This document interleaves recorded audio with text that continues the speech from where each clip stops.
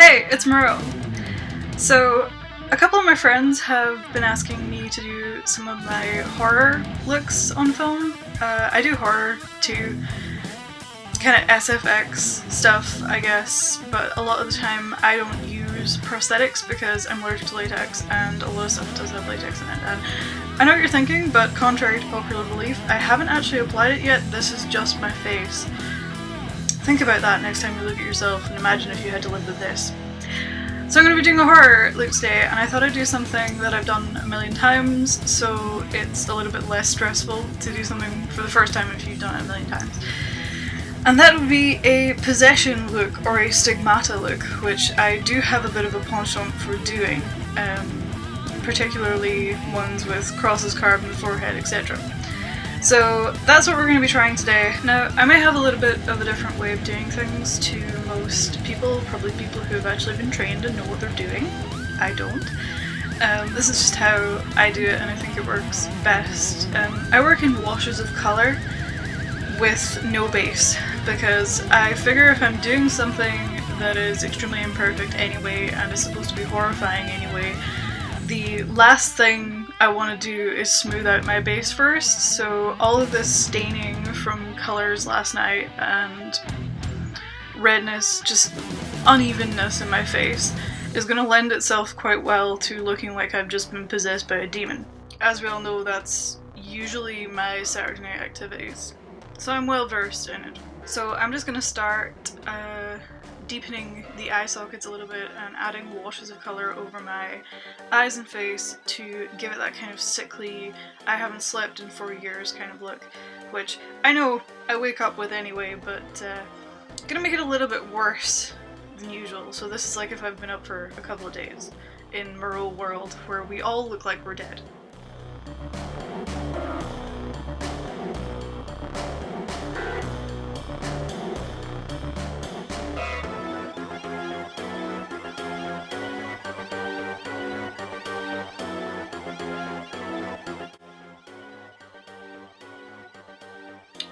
Okay, now we're looking suitably jaundiced. I think it's kind of coming together in a sickly, sleepy, just my organs aren't functioning kind of way. So I'm going to move on to some blues and reds to make the underneath of my eyes particularly gross looking, quite frankly. As you know, we don't have... people make the mistake, I find, speaking like I actually have any kind of idea what I'm talking about. This bit right here is not as dark as this shadow in here or this right here. And when people are sick, this bit does not get super dark, this bit gets lighter, and the inside of your eye gets lighter. So you want to put it in where you have natural shadows, like mine is underneath here and in here, as you can see. That's an attractive angle. As I say, my face is quite lumpy, quite frankly. So I have a lot of lovely grooves and dips and things to put my shades in. But if you're lucky and you have a beautiful face, then make some imaginary dips and take inspiration from the lumps of my face and create your lines from there. And then shade it in, I suppose. But don't create actual lumps in your face, just be grateful that your face is not lumpy. Please don't create lumps in your face, unless you create them out of extra flesh or Cinewax or something, in which case, crack at it, create as much lumps in your face as you want.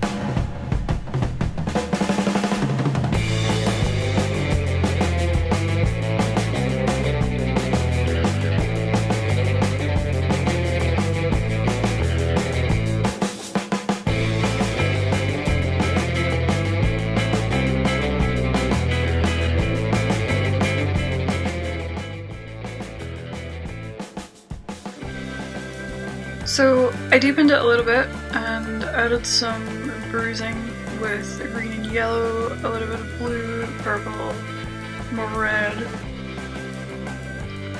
So you kind of look moldy, you kind of look like you've just been punched in the face, but you also kind of look dead, you kind of look possessed. So once we add to this, we will surely start looking a little bit more like we have some demons in our blood.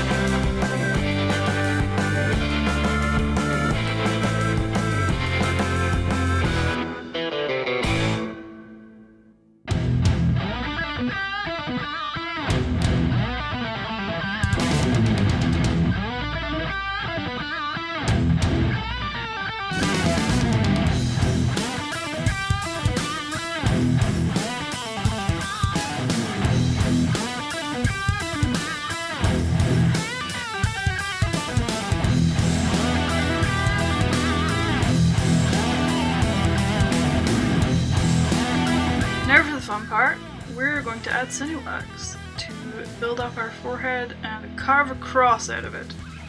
Now, as you can possibly see here, or not depending on the lighting, I've applied the wax pretty unevenly in the center of my forehead and blended it out. It's blended out to about here. Blends pretty well with my skin, and I know it looks very obvious and very fake at the moment because I haven't applied any colour to it, but it does take colour very well, and I find it blends very well for people who have no idea what they're doing, like me. But I'm going to carve into it. The reason I built it up unevenly was because wounds aren't even, no matter how you get them. That's right, sometimes even demons make mistakes.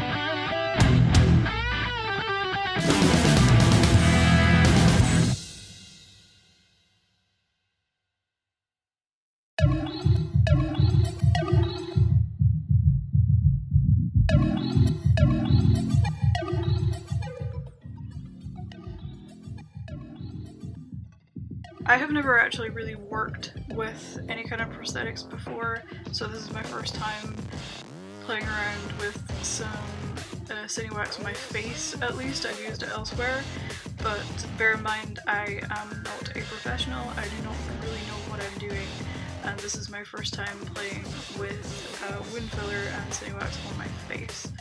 I'm going to add some white.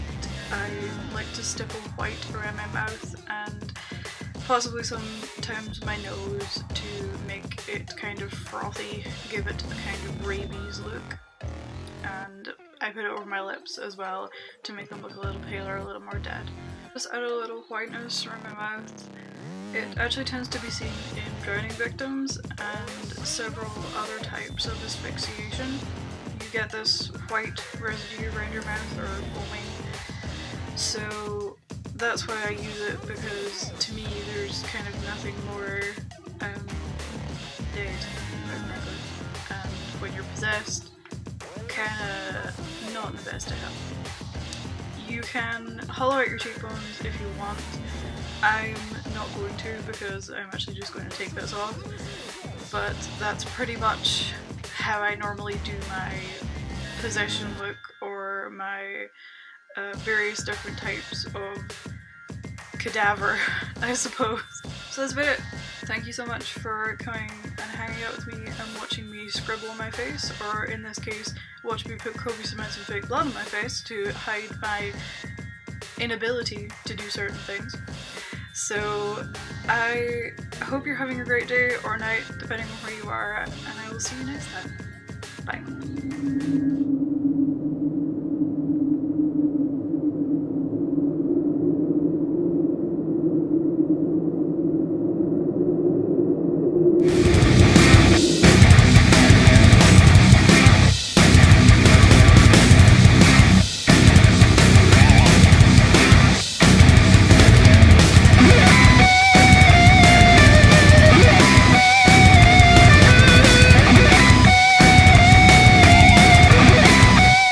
Well, that tasted ever so slightly unpleasant.